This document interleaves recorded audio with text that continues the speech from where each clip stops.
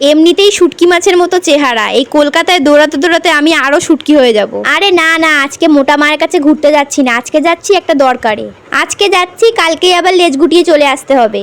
মায়ের একটা কেকের অর্ডার আছে, সেইটারই কিছু জিনিস কিনে দিতে গেছিলাম। বাড়িতে আসার সময় মোটা মায়ের জন্য ফুচকা নিয়ে এসেছি, আর ফুচকা দেখে তো মোটা মায়ের চোখ ছানা বড়া হয়ে গেছে। আর এখানের ফুচকাগুলো এত বড় বড় যে হা করতে গেলে এমন বড় হা করতে হয় যে হনুমানজির মতো পুরো মুখের মধ্যে গোটা পৃথিবীটাই মনে হয় ঢুকে যাবে। আর এদিকে তো আমি বাড়িতে ঢুকতে না ঢুকতে মোটা মা আমাকে একটার পর একটা খাবার গেলাতেই থাকে।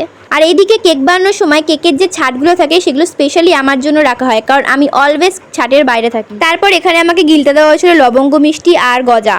মিষ্টি আমি খাই না, কিন্তু গজাটা আমার বেশ ভালোই লাগে। ফুচকা খাওয়ার পর এইসব খেতে কার ভাল লাগে তোমরাই কও। যাই হোক, পেট ভরে হান্দায় হুন্দায় এখন বসেছি কেক ডেকোরেশনের জন্য। আর হ্যাঁ, এটা রুটি বেলা হচ্ছে বলে ভুল করার কোনো দরকার নেই, এটা ফন্টেন। এটা দিয়ে কেকের ওপর ডেকোরেশন করা হবে। প্রথমে আমার আর মোটা মায়ের তো ঘটেই ঢুকছিল না যেটা কি করে বেলবো, তারপরে মাথায় বুদ্ধি আইছে এটা একটু ময়দা ছড়িয়ে ছড়িয়ে বেলতে, না তো এটা পুরো হাতের মধ্যে লেগে লুগে একাকার হয়ে যাচ্ছিল।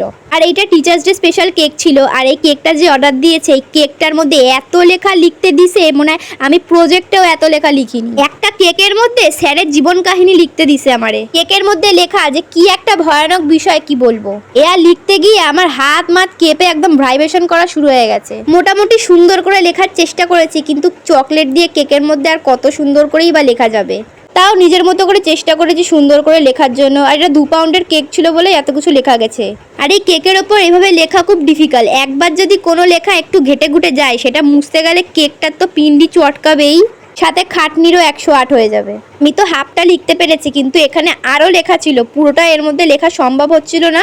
3 পাউন্ড কেক যদি হতো তাহলে লেখা অতটা সম্ভব হতো, কিন্তু এটা যেহেতু 2 পাউন্ড কেক, তাও আমি চেষ্টা করেছি অনেকটা লেখার। একবার ডিপিলি ভাবো, স্যারের নামে এত কিছু লেখার পর এটা ছাত্ররা কেটে কুটে খেয়ে নেবে। তাহলে কেকের মধ্যেই প্রমাণিত হলো যে স্যারের আমরা কোনো কথাই শুনি না, সব কথা আমরা গিলে খেয়ে নিই। যাই হোক, কেকটা ভিডিওতে কেমন লাগছে আমি জানি না, কিন্তু সামনে দিয়ে কেকটা জাস্ট অসাম লাগছিল, অসাম। বেশি হাবিজাবি ডিজাইন করিনি, 3টে গোলাপ ফুল এঁকে তার মধ্যে দিয়ে দিয়েছিলাম মুক্তো।